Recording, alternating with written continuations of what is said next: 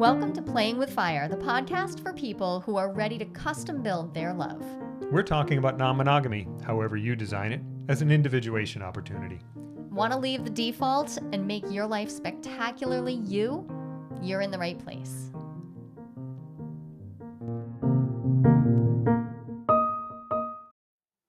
Hi, Jolie. Hey. So I wanted to jump right in. Before I met you, I don't believe that I ever wrote down a single agreement. I'm not sure you'd written down much of anything at all as far as I can tell. Oh, I wrote lots of math, but Okay. yeah. Okay. So all of my agreements, such as they were all just sort of bouncing around in the ether, not recorded, not referenceable. I couldn't even go back and check my memory against what was written down. You're already listing all of the reasons I prefer to write my agreements down. Yeah, well, but that said, I mean, a lot of people hate verbal agreements. Yeah. But even more people hate written agreements. Because then they have to write stuff down. Yeah. So let's Writing talk stuff about down that. sucks. I mean, Yeah. I regularly have people. In fact, I now ask people before I invite them to Year of Opening. I ask, how do you feel about writing down agreements? Mhm. And some people are adamantly against it. They want no part of it. It feels icky for them. And I listen very closely because I understand why it feels icky. Do you remember why you didn't? So I'm sure there's more. I could dig down deep, but the very surface level never occurred to me.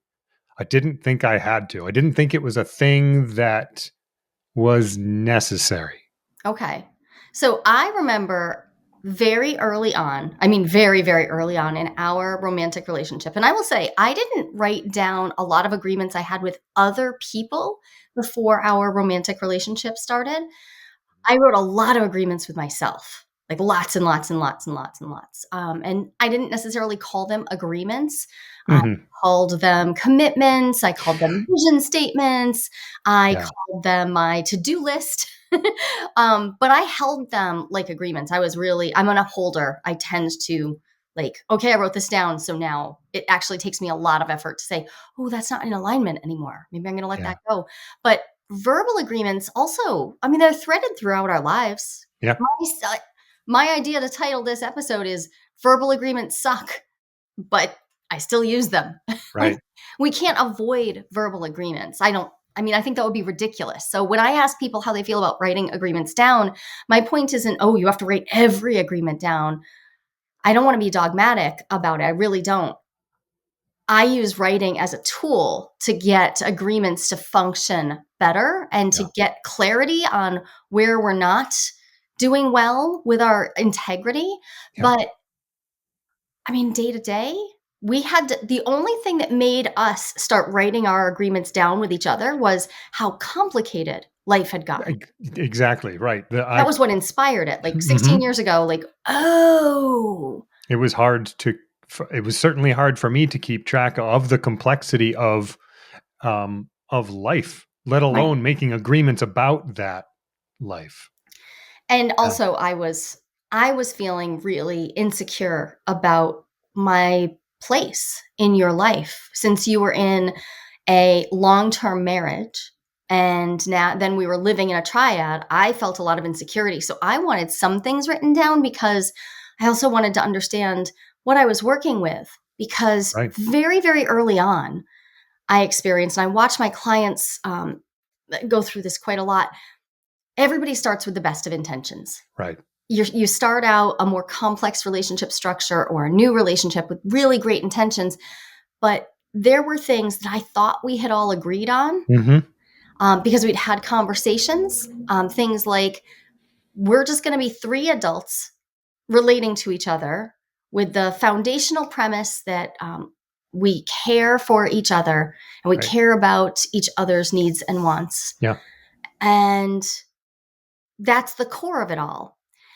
And then we were about 6 weeks in when the label secondary was tossed out about me. Right. That was my first wake up, wait, what? I didn't think that was in alignment with what we had verbally all agreed to through several long conversations. Yep. So that for me was my first the first time I really remember saying, I need to see this stuff written down because I need to actually be able to agree. I need to be able to say if like secondary is a label that's going to be placed on me in this triad, I need to know what the hell that is because I'm not sure I can agree to that. And it was kind of I'd already made some big decisions about things and it felt too late to change them. So I have this strong preference for writing things down. But day to Which, day, you and I make agreements sure. and I we don't mean, write them all down. yeah. Why? Because well, agreements covers a lot of ground, like a lot from the minuscule, like, hey, would you bring me a drink? Yeah. Like, yes, I just agreed to something. I'm not going to write that down. Uh, Sometimes I wish you would. sometimes, and here's the thing: Because, I the don't like it when my waiters don't write stuff down either. it makes me a little uncomfortable. I'm a Yeah, little always uncomfortable, has. especially if I have an allergy. And I'm like, did Hmm. you really get that? Or Yeah, you're not taking notes. I'm nervous. yeah. So, but I don't think you But should actually have to walk around our house with a notepad. no, on the other hand, I have definitely had days where I felt like I should write everything down because Mm. I know that one of the things you described a situation that is significant, like significantly significant in the relationship, that all of a sudden the secondary popped up when it didn't align with the agreements that we've had. Um, and there are smaller instances where even the best intentions don't necessarily lead to the outcome that we're looking for, because I would forget things.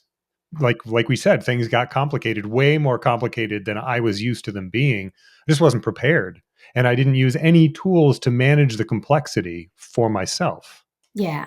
And I was So, like, no, no, I'm sure I can just keep doing what I've always done, which is essentially wing it and hope that I remembered everything. And it just kept not happening.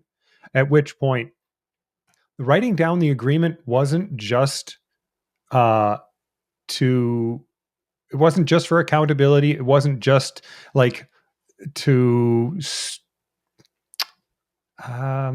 funny. I'm trying to say that it wasn't just for strengthening the relationship.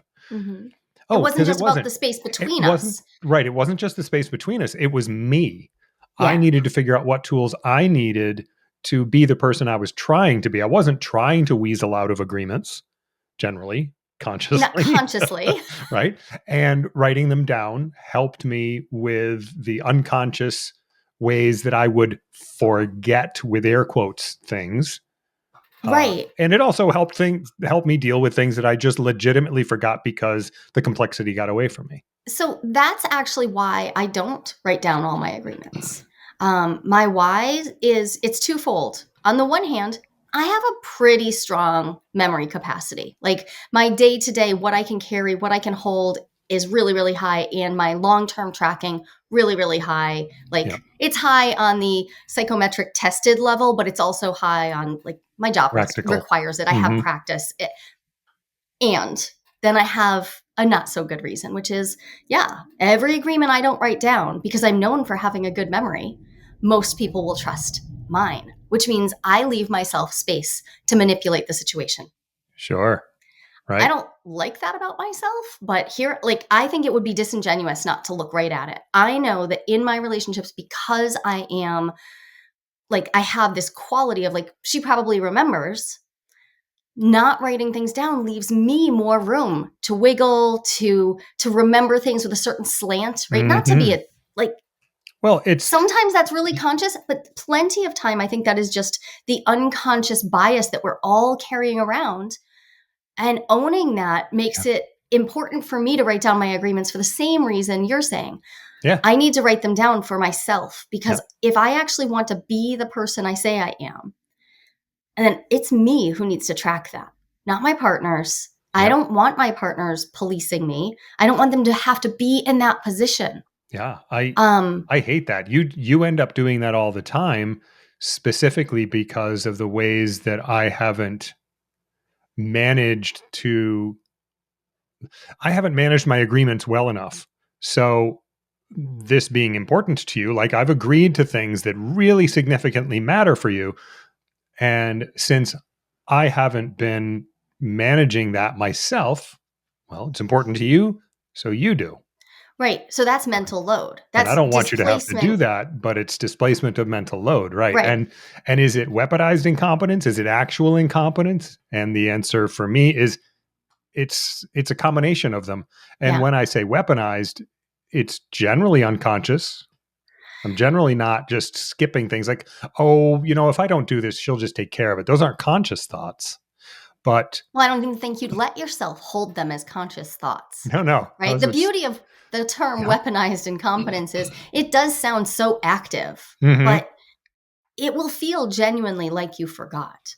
Yeah. It will feel genuinely like you don't remember how to do things. And I watch our kids do this at times when I can feel that they are overburdened in the rest of their lives. Yeah. Sometimes they'll use my memory for things that I know that they do know how to do. They'll rely on that. And to a degree, that's just a thing we do in relationship. Yeah. It's great. I don't mind. Like if Hmm. I know the kids are in the middle of midterms and they now can't remember how to cook something that I know that they've made 6 times, Yeah. sure, that's fine. I am more than happy. Same goes for you. If you are stretching at work, if you are currently tapped because you're sick or whatever, and I feel you leaning into the capacity that I have to hold and remember a lot of stuff, including the agreements that we've made, okay.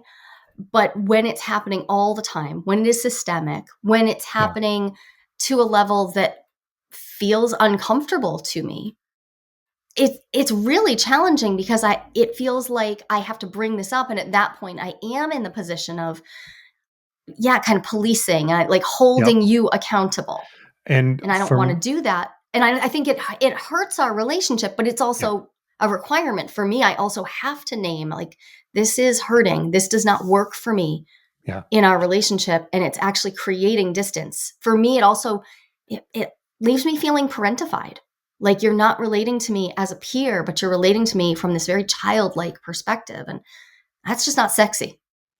Yeah. It's No. so Nope. I don't enjoy that. So it also hurts our life in other ways. And I find that writing agreements at this level down is helpful in a few ways. One is it can highlight, like reading the agreement, it can be obvious that there are systems um, of oppression and the built-in um, the built-in shift of mental load to you. Like those things can become visible by writing the agreement and looking at it. Like, So oh what kind wait, of agreement do you mean in that case? um, Because you said you're not ag- going to write down that I just, if I asked you, you just made me tea. yeah, Here's my tea. Yay, lucky me. Um, if I say to you, would you make me tea before we record podcast? You don't write that down. hmm, But if I said, would you make sure that you always, while I'm prepping for everything to get opened up yeah, when we're about to sit down and batch record, there you would you go, always make sure that there's tea right, for and me? Like that's and those I are two would different say things. those are two different things. That's exactly where I was going to go. No, I don't write down all the things, but I can write down systems things when it's Patterns, things that, patterns and yeah. systems when it's time for you to go into a session.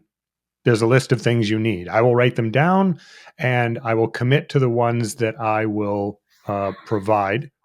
And then and what I have learned about the written agreements is I will also include in that agreement um, the like to perfection proof it. If I can't, I will tell you.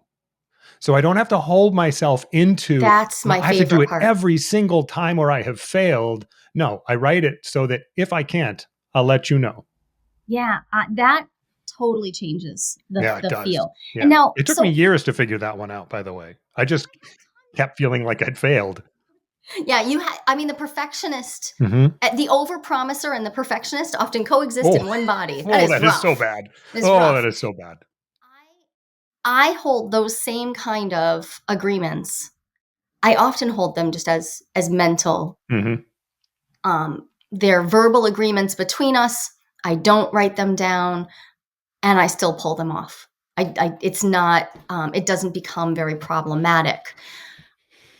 I think this has to do with actually knowing ourselves. When we talk about Yeah. relationship work, frequently I have people come into the year of opening and they imagine that the work is going to be all about communication. In fact, so many people say it's all about communication. I disagree. I actually think that the foundation is profound self-awareness, Hmm. really understanding not just who you want to be in the world, but who you actually show up as right now, and who you show up as when you are diminished, when you're stressed, when your Hmm. threat bucket is full, and being able to do a little bit of prediction for yourself. Like my threat bucket this week is pretty full. I'm feeling a bunch of stuff. I had dental work done, so I'm just like, yeah, it's kind of full. Oh, I'm not going to show up 100%. So yeah, I'm probably going to be a little bit more. It's going to be easier for me to be out of integrity and easier for me to make verbal agreements that I then don't uphold Yeah. because I'm just stressed. I'm not feeling as generous, but I'm also just not feeling as resilient. I don't have as much to give. Being able to track that's a huge piece of the puzzle. And also Yeah. being able to track, what do you actually want? What are you actually available for? We're going to there's another episode planned right now about, if do you know how to express to people what you're available for? And that's a piece of this puzzle too. Yeah.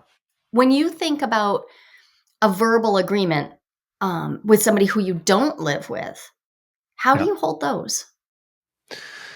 Well, one of the things that I find, well, it's just a feature of verbal agreements that is less true of written agreements, which is how contextual they are, at least for me. I feel like this verbal agreement is made in a particular context. And I have struggled to know what happens to the verbal agreement when the context changes, Hmm. and to also know what the boundaries of the verbal agreement is. Um, I will get you. I'm going to make lunch today, all the days. Like, what did I just commit to? What did I just say, and how Yeah, was it heard? And understanding exactly what I agreed to. And so I think that's where someone that I don't live with comes up. What did you just hear me commit to? Is a question that I always want to ask, and it feels so awkward to ask, and yet it also feels like an extremely important question to ask. And I could probably pretty that up and make it a little more flowing and relational and less formal.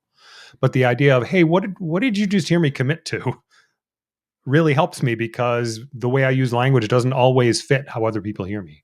that is that is my experience of you. Yeah. Your word usements Hmm. are interesting. Hmm. um, I I love that question. I do think that there's an element of awkwardness in it, but Hmm. there's also a lot of inclusivity, right? We are differently wired. Yeah. We both we use our language differently. So what you're saying is, you proactively, when you remember to do that, you are proactively creating shared meaning. Exactly. Yes. And so many of my clients struggle. I just heard somebody, just this week, somebody new to the year of opening said they heard their partner share something in our shared space that it was news to her. It was just news. She was like, "Oh, wait, I didn't know we were doing that." And she came to me in kind of a bit of a panic, and I said, "Okay, hang on. You don't know what that one word. It was just about one word. It was about the word partners. Partner. What but you don't know what that meant. So now, here, before we start jumping to conclusions, before you start freaking out and panicking and thinking you can't do any of this, could you set aside half an hour to sit and talk about, what do you mean when you say the word partner? What does that mean for you?" And when we can get clear on either what's our shared use of that word, or wow, we use it differently. Another word that frequently is used differently is upset, or Yeah. the word yelling. Lots of Oh, people I've have heard. accused. I've Hmm. heard you accused of yelling, and I think in my entire life I've heard you yell like 5 times, Yeah. and I've known you literally my whole life. You aren't a yeller, but you have a big and resonant voice. Right. So in outdoor spaces, some people perceive you as having a loud voice. My father was accused of yelling all the time. Yeah, he was 6'3", 300 pounds. Yeah. People found him imposing, and so they thought he was yelling. But when we got right down to it, there were plenty of times that that word was being used because somebody was trying to express, I feel like you are encroaching on my space. I feel like you are overwhelming me. I want you to take a step back. But they would say yelling, or they'd say angry or upset, and it wasn't actually getting to the heart of the matter. The heart of the matter is, how do you feel right now? What's Yep. going on? So I love that you asked the question, or at least you try to ask the question, what did you just hear me agree to? And I Yeah. think there are some softer ways to say that.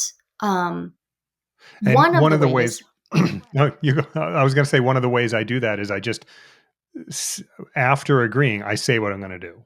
yeah. And I just frequently when you rather do than, that with me, I'm like, oh, that is not what I heard. and sure, yeah, and that's great to know. Yeah, And it is one of the things about a verbal agreement is that it is in it's a conversation. It's a negotiation. It's a back and forth. So we can have conversations about what the words mean, like in the moment. Um, and that is for me both a pro and a con because um, I'll say, well, it's like the guards in the Holy Monty Grail in Python. Monty Yeah. Python's The Holy Grail. Like, okay, now say back what you're going to do. Okay, that's perfectly right. And and then they do something else. Like, okay, communication is not actually happening here. In the context of a conversation, I can get to this spot where, okay, we've talked about what's going to happen. All right. I think I've got it. The conversation goes on and now I've lost it again. It's like, wait, did the things that we just said change the agreement that I just made after the fact? Because as we talk, we're redefining the things that I already agreed to. That happens all the time. Yeah. I was recently working with someone who, um, I asked them how they prefer to make agreements in their relationship, and they shared that they really, both of them in this particular dyad, they both had other partners, but in this dyad, they both really preferred to just have what I refer to as the ongoing conversation. They're just in conversation. So there's nothing written down, and there's no real attempt. They're not even shooting for an attempt at like a cohesive, this is our big relationship agreement, and we know exactly what it is, because, and I appreciate this, because they want to be flexible with each other. They want to be focused on growth. They want to allow for change. And neither of them's particularly hung up on exactly how their relationship plays out day to day, which is lovely. So they're both resilient and Mhm. flexible. But they were having a lot of conversations that were winding up being really held over like an entire long weekend, but basically on one single topic. But it would just sort of be scattered throughout this whole weekend. So they were talking about whether or not they were ready to do overnights that involved long distance travel, because it meant not just one overnight, but multiple overnights. And it also meant spending money. It on top of all that meant scheduling childcare. Okay, so now we've got all these different pieces of the puzzle. Both of them were feeling pretty settled and happy about the way that they were talking about this. But when they came into session the following week, they're like, it turns out we didn't agree on anything, because when I went to make my plans, partner A goes to make their plans, comes home and says, okay, so this is what I'm doing. It was completely not what partner B thought was going to happen. And the trouble, like we're peeling this all apart. And the trouble started with, they started with a premise that they were talking about, are we ready to do overnights that last multiple nights that involve, going away somewhere? Yeah.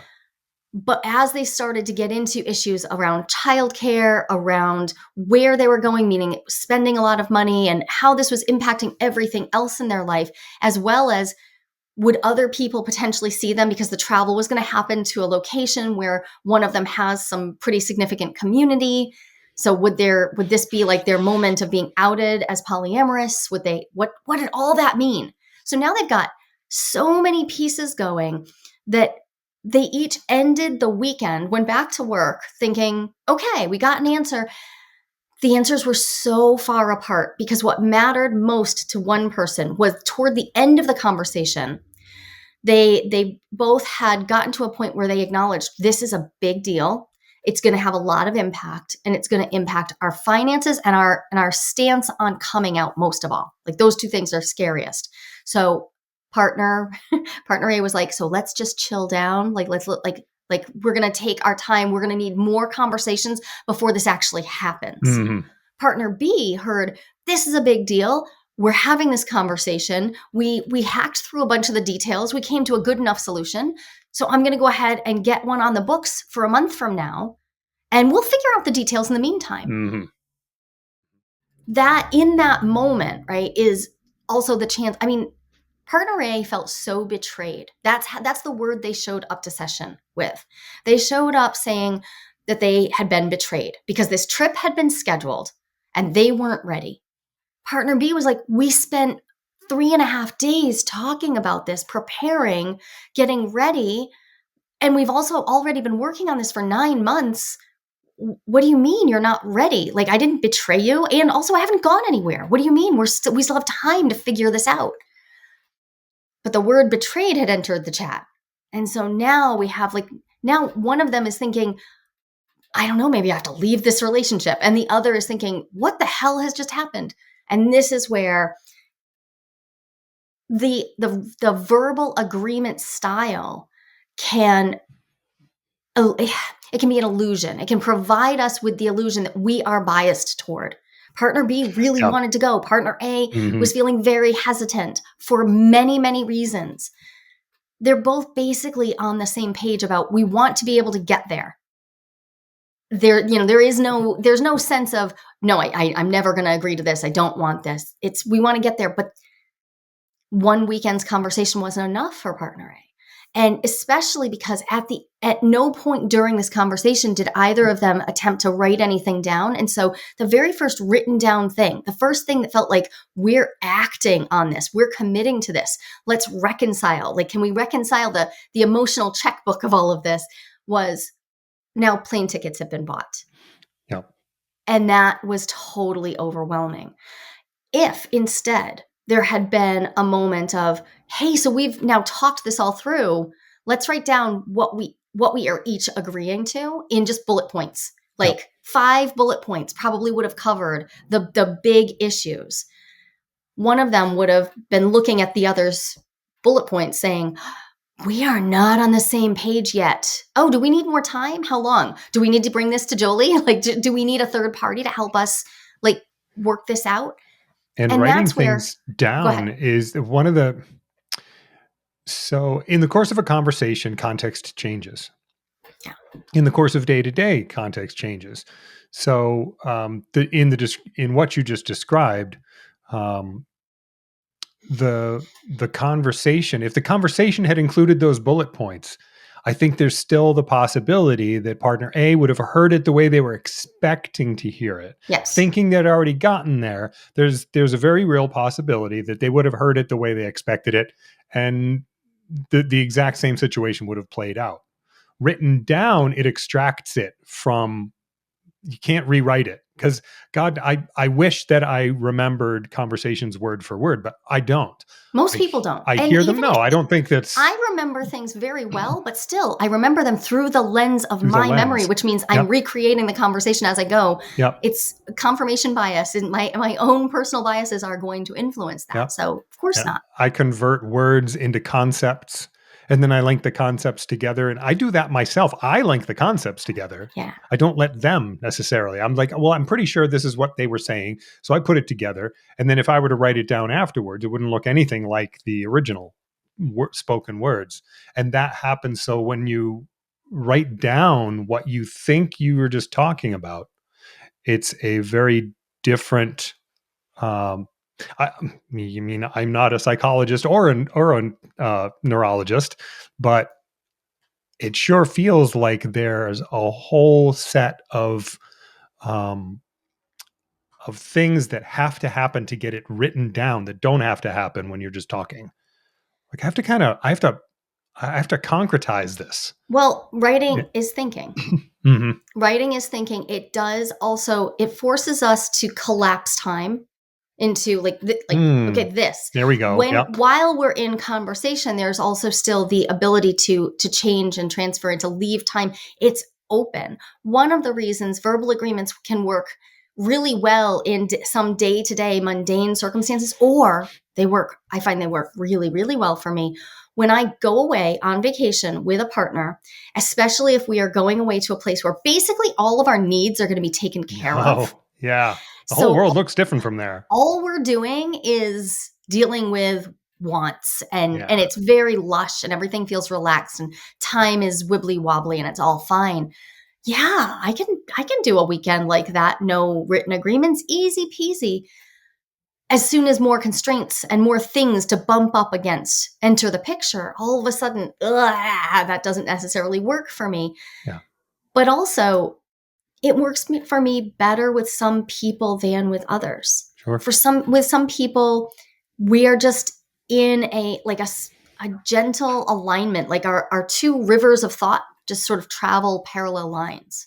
I would not say that's true for me with you. No, I can name people for like right off the top of my head for whom you would have with whom you'd have an easier time with verbal agreements and then having things play out according to those verbal agreements. Yeah. Because you and I make verbal agreements all the time. Things don't play out the way Yeah. they're intended to Which is why as we work on often as I resilience. would like, which is why we work on resilience and why I have learned to appreciate written agreements because it helps increase the possibility of making things work the way we both want them to. And I really appreciate the both and here. Like the written agreement doesn't mean we're not going to engage in the process of coming to agreement. That's verbal. That is, although I do have clients who really struggle making verbal agreements at all, and they do their agreement making via email. They email each other back and forth, Yeah. because or they share a Google Doc because they just can't they're so dysregulated when they try. And usually that happens actually in a situation just like ours when one of them is thinking at a different pace Yeah. and thinking using different structures. um, it it works differently, and so one partner often feels like I can't keep up with them, like they're thinking and they're Yep. processing so fast I can't keep up, and they feel like they're agreeing to things they're not ready to agree to. So Yeah. writing can also slow things down. But verbal agreements can work really well in certain contexts. And I think they can even work really well over the long term if, if you feel comfortable with the fact that a lot of them won't be held the way that you anticipate. If that works for you, if having a frictionless experience of making agreements, like, and just letting I don't want to experience the friction of the making of the agreement, but also I will just let everything roll off me. I don't really care how things play out. Yep. So Yeah, we have those this people agreement. often make verbal agreements and they're like, whatever, I don't really Yep. care. They're more like loose ideas of what I might want. Those people may enjoy their looser held verbal agreements, but I find often only one person in a dyad actually feels that way. And the other is feeling like this is just a compromise they have to make, but it doesn't work for them.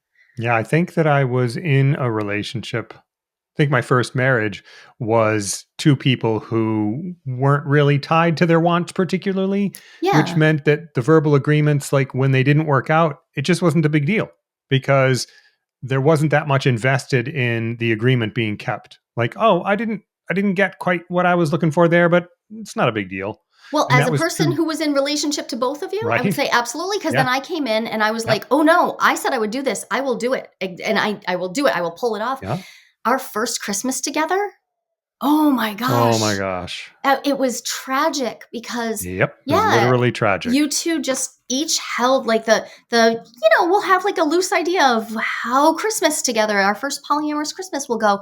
And I was like, "Ooh, that doesn't work for me. I need clarity." So I Yeah. made clear statements of what I would do, and I extracted, I carefully like Yeah. pulled out like, "What are you going to do?" And then when it didn't happen, I mean, I was triggered in the moment, and then I Mhm. was upset, hurt over what happened that Christmas for about a decade, Yeah. a whole ass decade. Yeah. Because it was such a tender time for me. It was Mhm. really, really important. And um, written agreements would not have fixed that because I think that like not it wouldn't have fixed it like, oh, there would have been no trouble because in truth, we were pretty far apart about what our relational skills were going to be around upholding Yeah. Oh, totally. um, and what was available. But it might have let me understand that I couldn't count on it. And that's Yep. where my heart really got broken is I Right. thought I could count on the verbal agreement. And if I had known, okay, this is what they say they're going to do, but if I had just looked at past behavior, now I'd Mm, already been friends with you forever. the data was there. The Yeah, it was data was there. accessible If I to had you. looked and said, how did they behave when we were non romantically involved friends?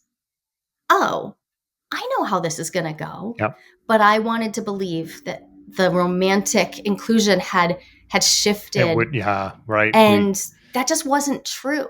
And that was about my beliefs about what it meant to be in romantic relationship. I needed to make that clear. I did not make that clear. I don't even think I had the words to say that to you. But it was not worth the decade of pain that came after. I wish I had struggled to articulate what I actually expected and then maybe said, "Oh, I guess we shouldn't do Christmas together." Yeah, how about not? Yeah, that doesn't We're look not like a good ready. time. We're not ready. Yep. So the things that we're talking about me being less connected to my wants, less committed to my wants, isn't actually specific to written versus verbal agreements. Mm, Like, okay, I make a verbal agreement. If it doesn't work out, then it'll be fine. We'll just work with it because I'm not that tied to the agreement itself. It's a, yeah. and that's, we each, will you hand me a rope when I'm drowning is very different from will you get me tea when I need it. Like those Yeah, are those two are different 2 different levels of agreements. agreement. Um, but having a written agreement, well, I'll speak for myself here. It feels different because I can hold up the words of past Ken to present Ken and say, this is what you agreed to. Like you said, it collapses time. Yeah. It The doesn't theme matter that it was before. It's now because I'm reading it right now, which somehow feels different from remember. Well, it does feel different from remembering the words that I said because I don't remember the words I said. I remember the concepts and the ideas and the intentions of the time and you remember them through the lens of through the now. lens of right, which changes the way it looks. Whereas reading something written, I can reinterpret based on now, but it's harder. And that makes me feel very clearly that the theme of season 11, Playing with Fire, is clearly integrity. We just keep coming back Shocking. to it already. Yeah. You know, we're just Yep. a few episodes in, but we keep coming back to it. So I'd just like to wrap up saying that this conversation is an ongoing one that you and I have, and Yeah. we have it in all of the year of opening. The year of opening is currently full. We have 5 concurrent cohorts running, small groups. I love the year of opening. It's a wonderful spot to work on exactly this kind of stuff. It's We, stunning to watch people work on this and where they yeah, get to. we're enrolling for June though. The books are open to enroll for June. We start in the middle of June. So if that seems like something you're interested in, you can check out more at openeasier.com. Join us for a free salon, and then you can book a call with me to talk about whether it's the right fit for you. There's no one right way to design your relationship. And lots of people, actually about 25%, according to a recent national survey, are interested in some type of open relationship. But how do you know if you are ready to open up happily? Not everyone is, and that's no problem. I've got a 60-second quiz that will give you the answer. And even better, you'll walk away with your next step, whether you're good to go or not so much when it comes to opening up. And this is no BuzzFeed nonsense. I personally designed this quiz from my years of academic research. Go to joliequiz.com. That's JOLIQUIZ.com and find out if you're ready to open up happily and what to do if you are or if you're not.